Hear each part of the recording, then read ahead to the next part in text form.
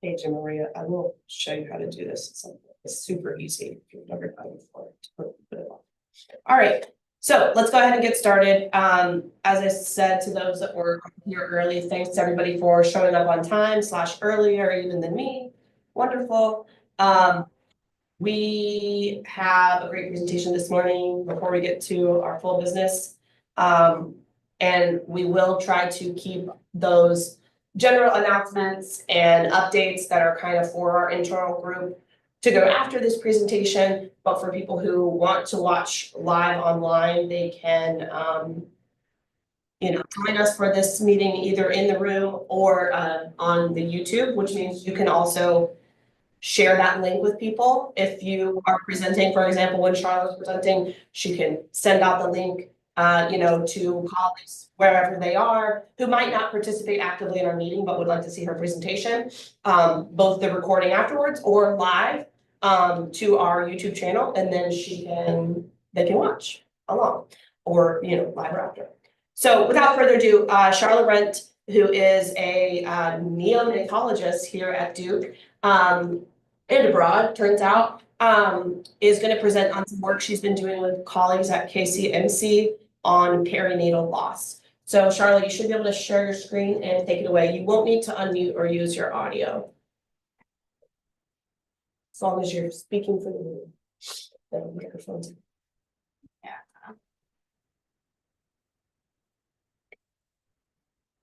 Just give us a thumbs up. Make sure everybody at home is hearing good. Yeah. Alright, just making sure the screen is showing up. Okay, so it looks all right. Looks perfect. All right, well, awesome. I know this is a project arc that we've been working on for about the past 2.5 years. So some of the beginning stuff might be a review for people who've seen me present on this in the past. But now that the project analysis and stuff is all the way done, wanted to kind of update about everything that we saw. And so overall, kind of why are we looking at perinatal loss? Why are we looking at this in Tanzania? And so over the past couple decades, there's been a great trajectory in terms of how we think about improvements in child health globally.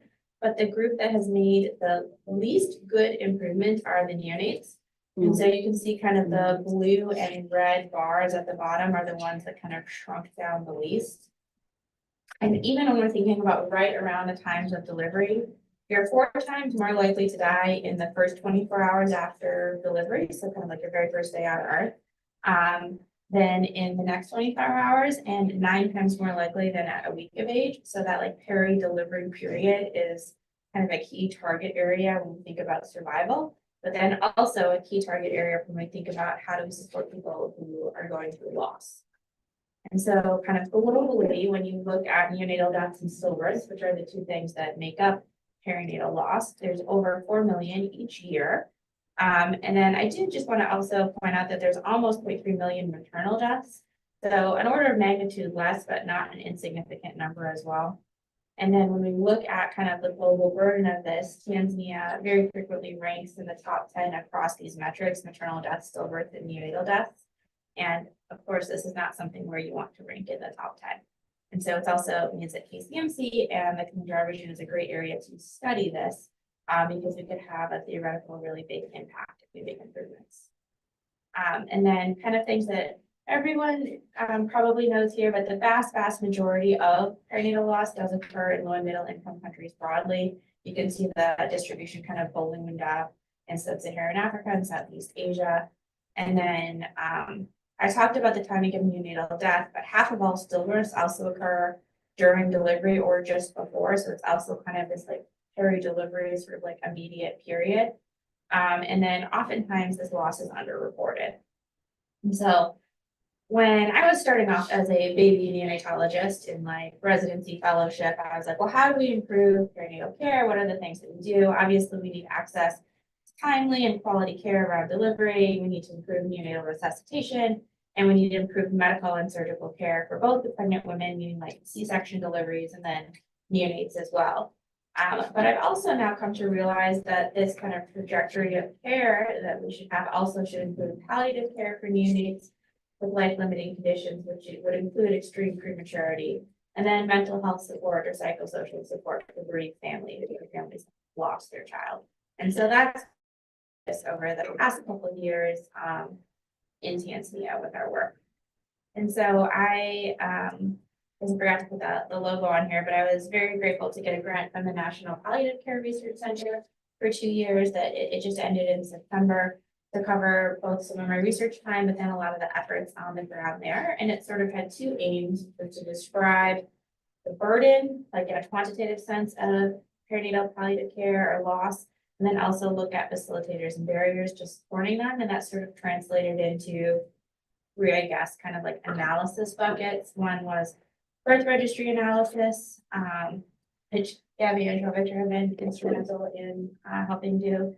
And then a knowledge, attitudes, and practices survey of providers, and then interviews of bereaved mothers.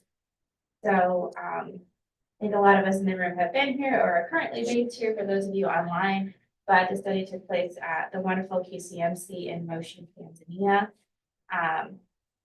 The birth registry analysis is actually the part that we still have the most to kind of finalize into shaping the story, but I just wanted to say we had almost 70,000 infant records that we looked through. Almost 15% of the babies were preterm. There was almost 2/3 vaginal deliveries, which I don't know if Natalie is on, her thesis is on C-sections in Brazil, so just like a much better distribution of delivery patterns that we saw in Tanzania. That I did look at the average maternal age over the last 10 years. I thought it would be younger actually, but the average maternal age is just over 28. And not surprisingly, the more preterm you are, the higher rates you have of neonatal death and stillbirth. So what you can see in the two graphs here, just two of the age buckets that we looked at, the earlier preemies, the 28 to 31 weekers, and then term kids, 37 to 41. So there was some analysis of the ages in between. When you look at the y-axis, this is losses per thousand, either live births for neonatal deaths or total births for stillbirths. And you can just see that it is almost 10 times as high when you're in that preterm range compared to the term kiddos. The next element was this knowledge, attitudes, and practices survey, where we talked to doctors, nurses, and midwives in pediatrics and OB. And so this I know I have shared with you guys, but it is now also published and fully available on Hospital Health, so people can read the whole thing if they are interested. But one of the things we're looking at here is, well, first, is there like a shared mental model of what stillbirth is and kind of what, at least on like a global level, the definition of stillbirth is, how that maps onto how providers are categorizing kiddos at KCMC. So the two that are highlighted in red are the two that probably, like, I would say, yes, that meets the definition of a stillbirth, and that is what you would tend to find in most of the literature. And you can see that that top one, so an infant born without any signs of life at the time of delivery, about 2/3 of people said, like, yes, that would meet the definition. But there's a huge gap between that and 100%. And I should clarify, people could select all that apply, so it wasn't just like pick one. And then also an infant who had a detectable heartbeat just prior to delivery, but not after, typically would be classified as a stillbirth. That would be like an intrapartum loss.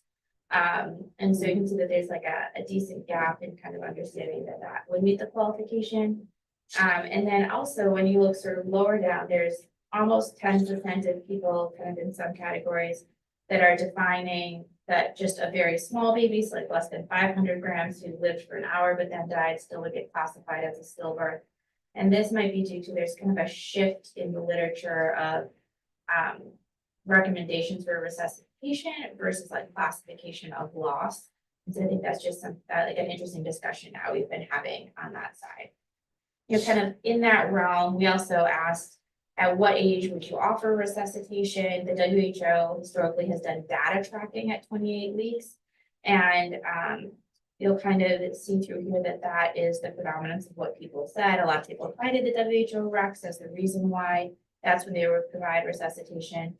But then from that, we also asked, well, at what gestational age would an infant survive? Either at KCMC, having like a 50% chance or a 90% chance. And most people said 28 weeks. And then the same question asked nationally, most people said 28 weeks. But of course, if you're not attempting to save the life of a child under 28 weeks, they are unlikely to survive. So there's definitely kind of like a self-fulfilling prophecy, so to speak, in terms of what you're looking at here. But you do see some survival when we look at the birth registry of parents who are younger than 28 weeks. And then next, this is still, we asked providers what they thought women wanted. And most people thought that women did probably want to see and hold their baby after stillbirth and neonatal death.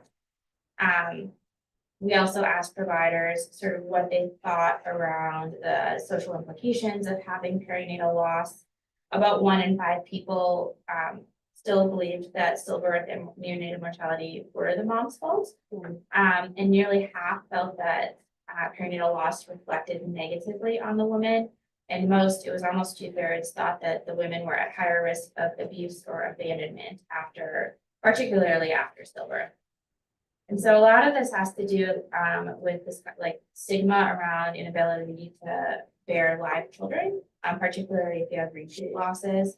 And a lot of the literature review that we had done kind of ahead of time and the conversations with providers pointed to like these risks of social isolation, the risk for verbal and physical abuse, and then divorce and abandonment after the loss. And it's important because the highest rates of perinatal loss are occurring in LMICs, many of them in Africa, like I said, but there's not actually a lot of literature on how to support families or kind of what the like community and marital support systems are after loss. And so we're like, you know what, it's great to understand what the providers think about the women, but really what we need to do is talk to the women themselves.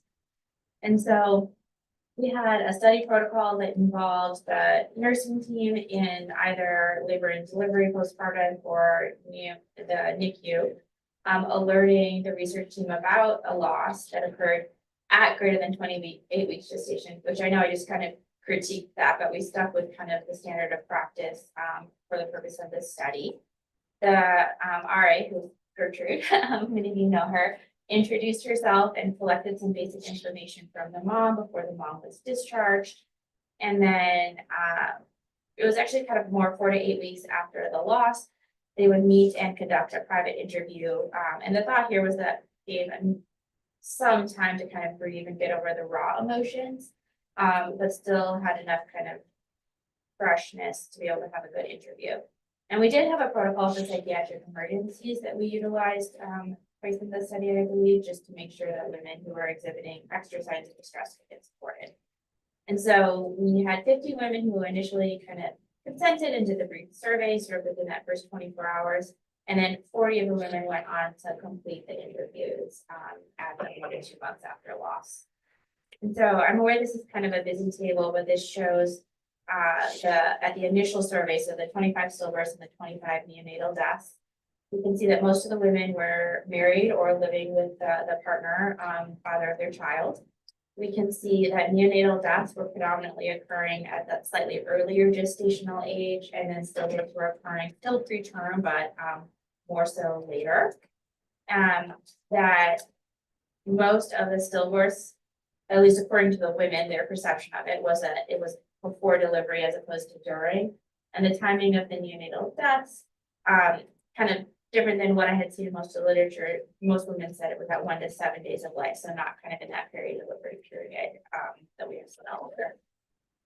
And so we then also asked the women about, did you want to see your baby hold your baby? Were you allowed to see your baby hold your baby? And the takeaway from this slide is just the gap in the numbers between the want and the allowed in all of the categories that you see there. We did ask the women who said that they didn't want to see or hold their baby, like what the reasons were. And the main one was that it would be too emotional, but there were a few women who said that they were concerned about what the baby would look like. One quote kind of related to this and like the permission around seeing and holding is the interview asked, that's my own quote here. So what happened after you learned that your baby had died? Did you see the baby? And, the mom was very emotional during this interview and said, I only saw my baby after delivery and I had no chance to see him again or carry the baby. When I asked the nurse, she told me, we have already shown you the baby. What else do you want? And so this kind of shows an ongoing desire to be able to engage with the body of the baby even after loss. And one of the other things we asked about was kind of symptomatology related to depression. Importantly, we did not do an actual like depression screen for these women. That's an area I hope to kind of grow into. But we asked, you know, about symptoms of sadness, grief, and then anxiety, and then kind of other markers like difficulty sleeping, mental stress. There wasn't any significance kind of between the two groups, but just kind of giving you a snapshot of the women do seem to have like a high symptom burden after loss, which is not surprising. And then lastly, for this part, I just wanted to share a couple of quotes from the women. This mom said, you know, I have been looking depressed. Remember, I was expecting to be called mother, but I have lost a baby. Kind of identifying this shift in potential identity and desired identity. Another mother, you know, we asked, what's the role of medical providers in offering support? And she said there should be a follow-up process to all mothers who lost their babies, at least even for some months, and it would really help with their mental health. Importantly, this isn't anything that is currently offered, really in most LMICs, and it's, I think, notable that they want that through the health system. Another mother kind of reflected on that. She said, I could not speak to my friends at all due to the pains I had about losing my child. I'd rather speak to other women who had been through the same. In these cases, there is understanding. And so we're in the process right now of analyzing, or we've coded all of the qualitative interviews, and we're in the process of writing up a couple papers, one related to mental health. It's actually a wonderful undergrad student. She presented at the Global Mental Health Conference. Her name is Ella, and she's going to probably come present to this group. So I'm not going to steal her thunder and kind of go deeper into that. We're also going to write something up about the seeing and holding and about accessing and communication related to care.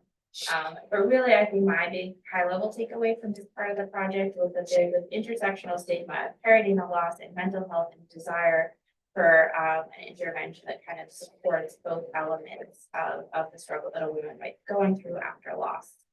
And so hoping to kind of get some funding to do that in Tanzania.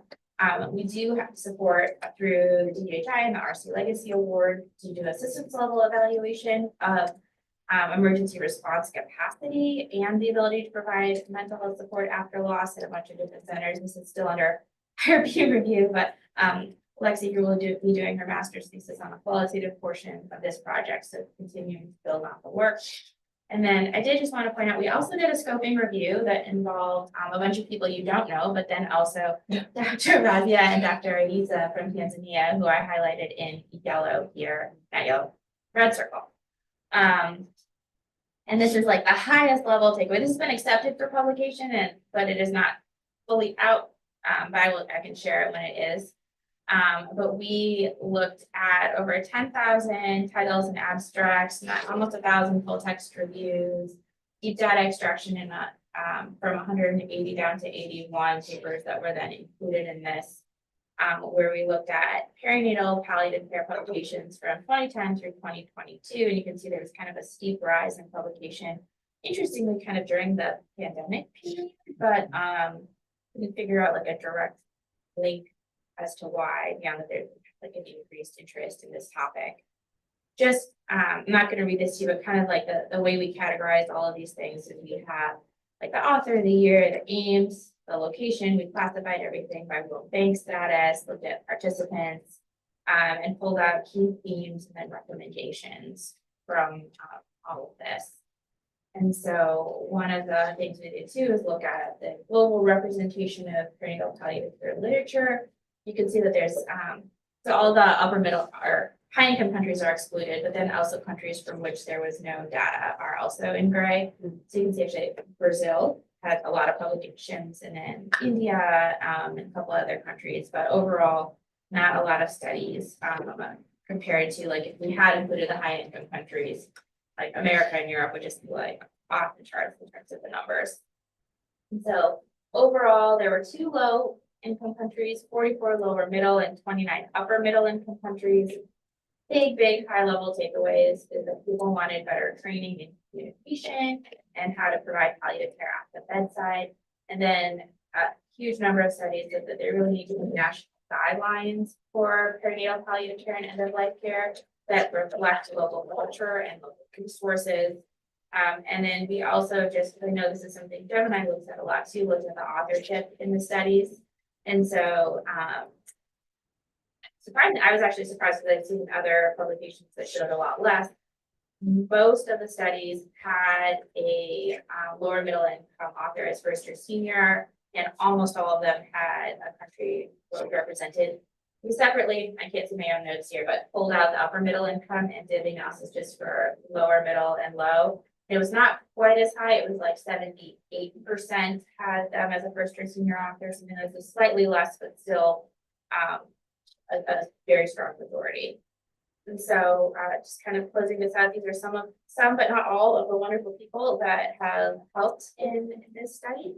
And I'm happy to answer questions either now or later. Awesome.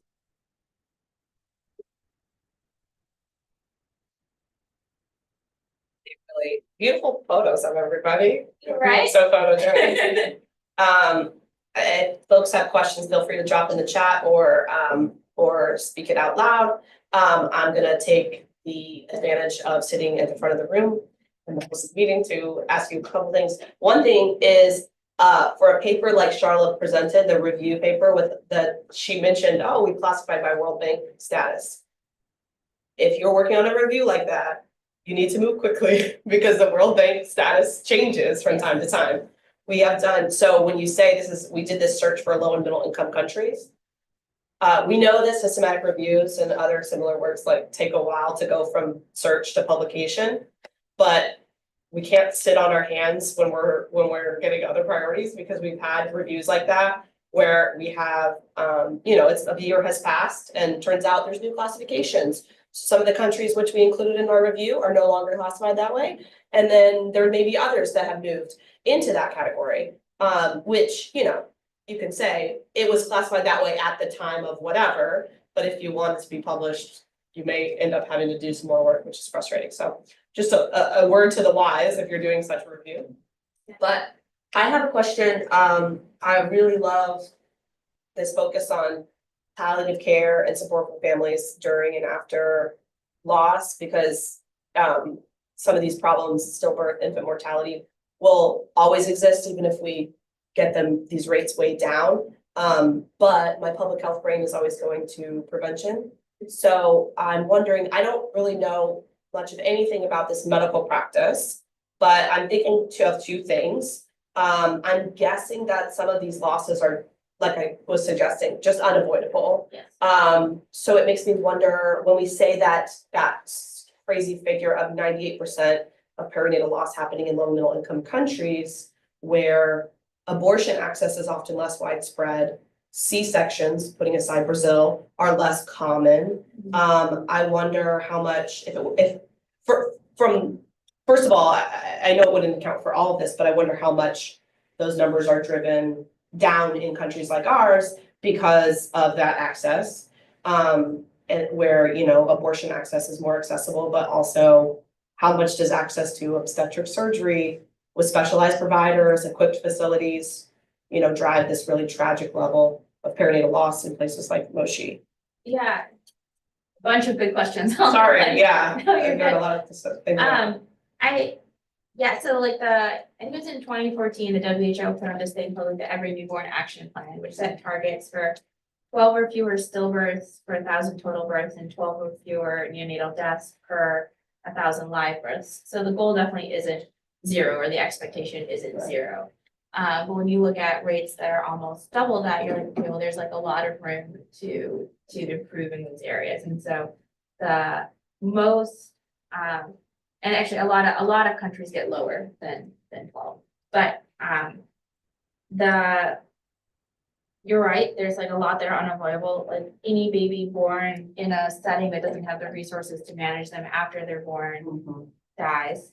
I mean, we had 2 deaths in our NICU this weekend, there's that happens everywhere. The classification of mortalities, this 22 to 28 week gestational age period, is very commonly one that's super vulnerable. However, when you look at most of the deaths, most of the neonatal deaths were in the 28 to 31, that slightly older range, which tends to make me think it's respiratory, it's sepsis, it's things that are contributing more so than just extreme prematurity.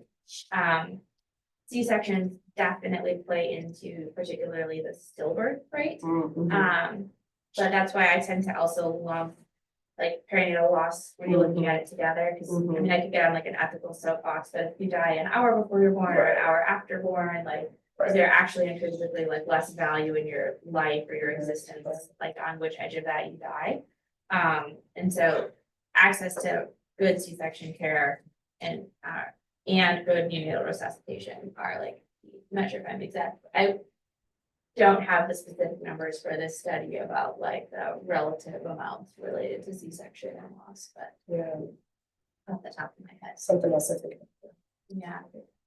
So I see Alice said, my question is, after what time of perinatal loss do the interviews with mothers, were there challenges in doing those interviews?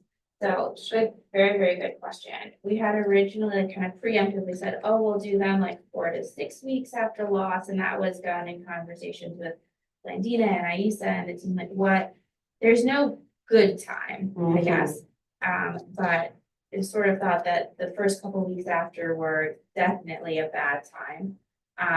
But that if you wait too long, you're not really getting as accurate of a reflection on how was the care around delivery, what was the process, what was all of that, which was kind of the focus of this more so than I think one of the lessons that came out was around mental health, but the original questions really focused on how did you access care, were there delays, what was the communication like? And so we had planned for around 6 weeks. It actually, most of them ended up occurring 8 weeks or even a little bit after. And a lot of that was Gertrude really following up. And I should have actually shared these quotes. Several of the women said that the conversation they had with her was one of the most healing things. And she was the only person who really asked how they were and seemed to kind of care. And she's still actually in touch with a couple of the women, you know, like, and she would arrange for them when they came for their follow-up visits. So I think there's a whole separate point to be made about just the value of empathetically asking women about these questions and showing that you care, which she did an amazing job with.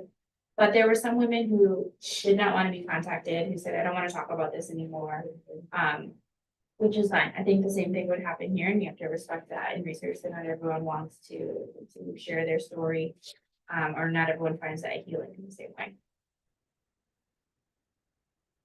Now we're at the 9:30 and No, I love this conversation. So if others have questions, please share. That was a really great question, Alice. Definitely something to keep in mind when we're talking about kind of research participants in vulnerable space. Liz, go ahead. You can unmute. Hey, I just wanted to congratulate you, Sharla. This is such amazing work. And I'm really excited because to see this because I was able to participate in some of the coding and it was really fun and interesting. And I just wanted to maybe reiterate what you just said, Sharla.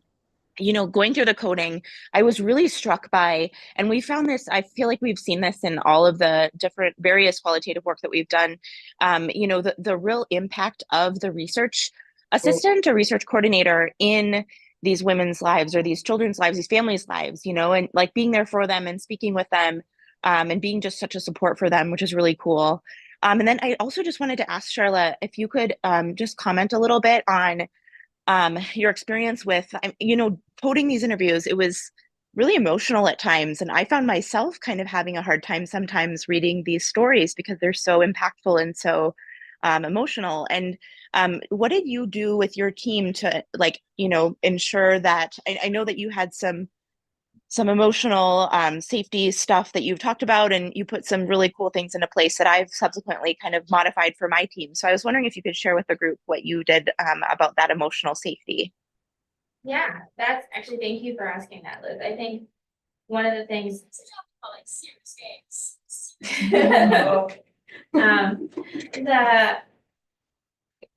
it was interesting actually for me because this is the space that I live in. So for me, it was more routine, but then working with people who are less used to reading about loss and death of newborns, I realized that there's almost this concept of like secondary trauma for reading through it. And then particularly, you know, I think Gertrude was really strong in saying like, it is hard for me to do these interviews at the beginning. And I don't know that I'm like she wanted some additional guidance and counseling on how to best be that immediate support person for the women. Because I know I highlighted her strength as really, really being that person, but the first couple interviews were hard.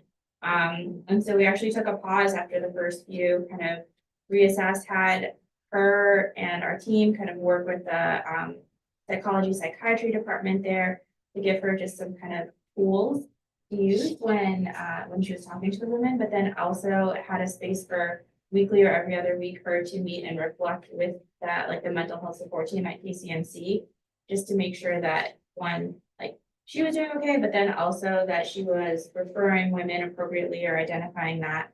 And actually one of the that led to kind of part, well, Liz knows this, but part of the qualitative part of our ongoing study that like Lexi's gonna be doing part of her thesis really focuses on the moral distress and kind of mental care burden of providers when they're constantly frontline with loss, with injury, with kind of really heavy things. Because I think that one of the things GEMINI across the board has been seeking to prioritize is how do we make sure we support our team on the ground, not just like logistically and resource wise, but like fully in terms of like the mental support when you're doing like really hard qualitative or data collection work when it relates to these topics. And we've also just, and Liz knows this too, just been very open as a research group with each other in this kind of PED space of like if we're struggling, if we need to support each other, are there questions that are like starting to reveal something challenging for women that we're not getting at? How do we like expand our resources? And honestly, just the dialogue in this space, I think we've gotten a lot more open in the couple of years that we've been working on this. I guess Liz can weigh in on that too, but I think like just that kind of passive support has also been important.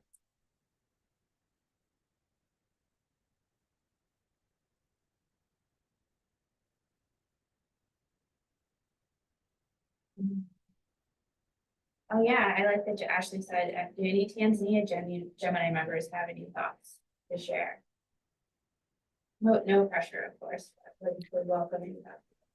Yeah, I would love to hear if somebody in the country or from Tanzania has any context to offer, any other comments? So I do want to say a thank you to Sharla. This is a very difficult area for many of us to talk about, and it might be comfortable for you, but when we say like, oh, we're uncomfortable with it, for you to listen and to help us like sort of get to this understanding that we can talk about it is a really strong thing. So thank you for helping us all get there, and for thinking about all of the research team all the way up to the other investigators who are tormented by this idea, and are not as used to it as you are. So it's a very beautiful leadership thing. So thank you.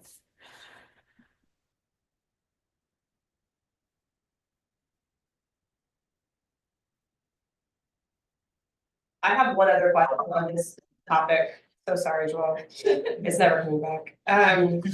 Which is, maybe I can orient it to our like qualitative research experts. I know we have Anna online, Joao is here. Others have lots of experience. Although about, you know, if there is any consensus or best practice about approaching that relationship between the qualitative interviewer and the participant, and frankly, sometimes this goes for quantitative data collection too, when we're dealing with sensitive topics even. You know, but it doesn't always serve us to be the cold, distant research team member if we want to get good data, especially qualitative data. So of course, you know, Charlotte, feel free to add, but you know, Anna, Joao, others, is there a best practice or kind of consensus about approaching that in general? Don't look at me, there's better experts in this than me in this room. Anyone can answer.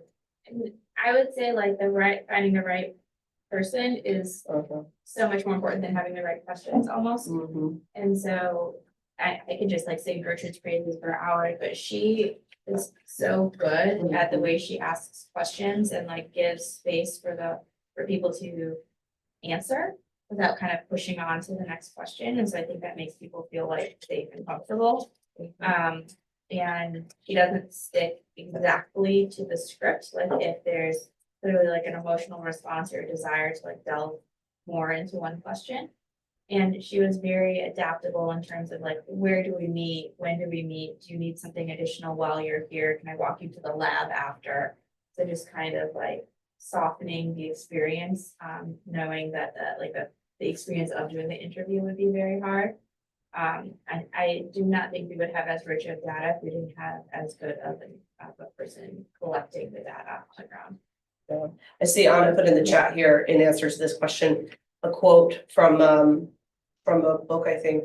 The value of the best research is not likely to outweigh the injury to the person exposed. Qualitative researchers are guests in the private spaces of the world, which is a good point. You know, we're not, as researchers, we're not entitled to this information. And yeah, it's important the way she puts it, right? We're weighing the risks to the patient and the benefits, or the participant, and the benefits to the participant, or the, you know, the world. I'm sure Anna has a lot to add Yeah. to this conversation. But I just want to point out that it is also very important that we clearly specify that the research process is not a counseling process, Yeah. and it should not be. Yeah. Because it can be confused as such. Mhm. Now, establishing a good rapport and being trained in ways when you can provide the necessary comfort to the discussion so that the research process is not just a rememorization of a traumatic experience. Mhm. I think that's very important, and there are definitely trainings out there to be able to get skills on how to do that. But above and all, I think the most important skill is the skill to identify if you are pushing too much and knowing when to stop.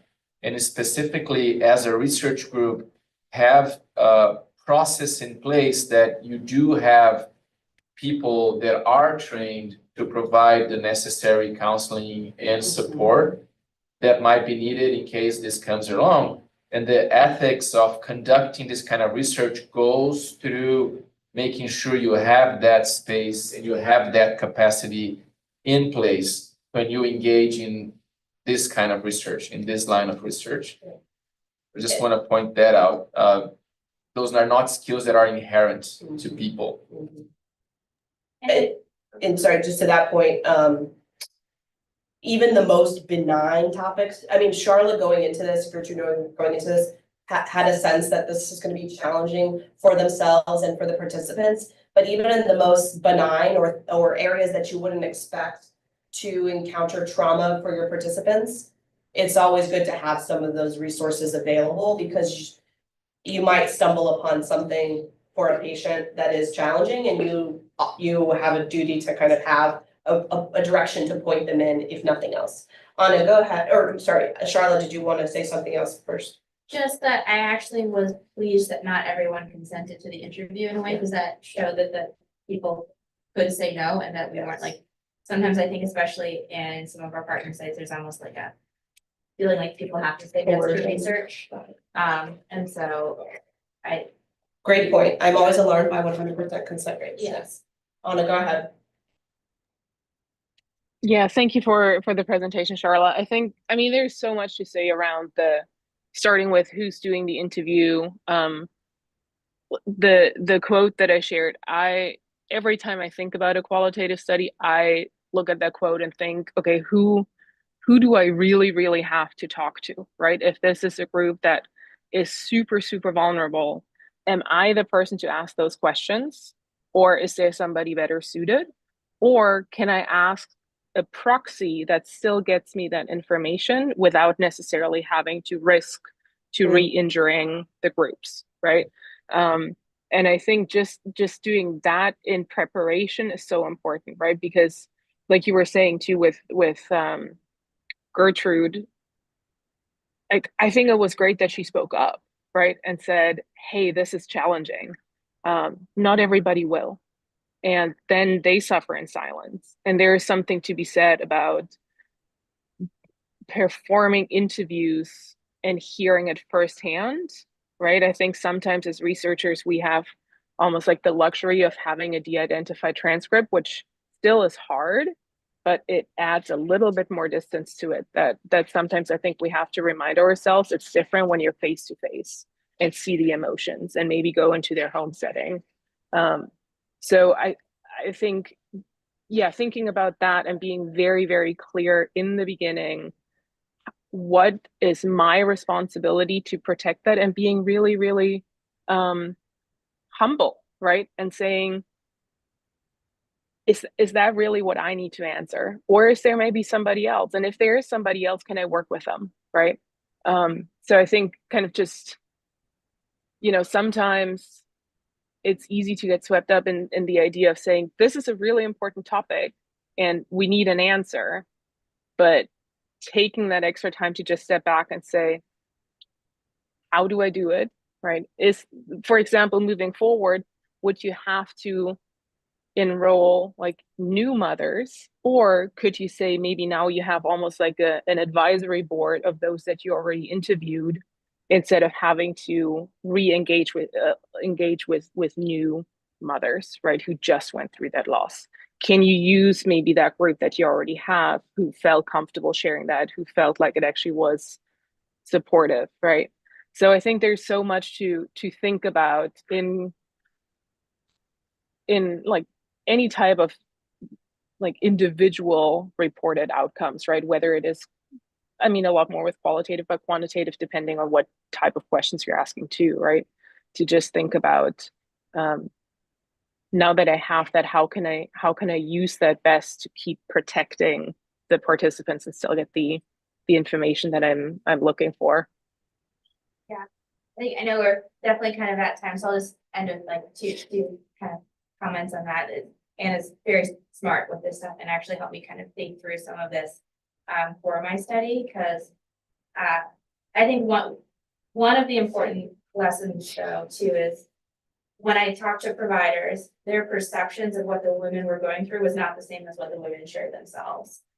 Both in terms of people thought there was a lot of abuse, a lot of abandonment, and most women, I didn't actually put this in the presentation, were like, no, my partner was super supportive and actually he needs help too. He's depressed, he's suffering, which is not something that we got from the providers at all, and kind of painted a completely different picture. So I think balance, it's like entirely a balance of not wanting to re-traumatize people, but recognizing that you get the most accurate information from people who've had the lived experience.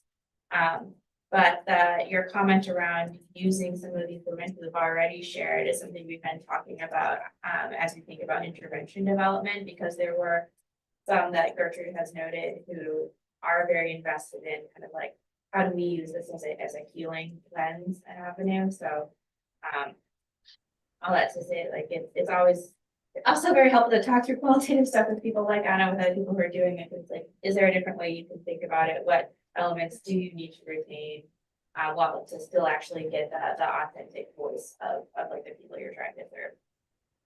Yeah, I fully agree with you. Only the healthcare providers, I don't think, would give an accurate view. Instead, right, it's actually nice to have that that comparison, but that's not a suitable proxy, right? So maybe then it's somebody who comes to the peds clinic for care of their other children, and maybe they have experienced a perinatal loss, right? But they're not necessarily in that acute stage. So I think there's just different ways to like think about in the designing phase, to think again, like, who would be suitable to answer that question. And you might come to the conclusion that you're saying, no, it is the mothers who just went through that, right? But I think going through that exercise is really helpful to when we think about like the protection piece for staff and participants. Well, and I want to piggyback on this concept that when we talk about this kind of research and qualitative research, we might need to even think about the philosophical underpinnings of research could be seen from a different perspective. The idea that you are getting unbiased data from a participant that is not impacted by the researcher, this all falls apart when you're trying to engage research on this perspective.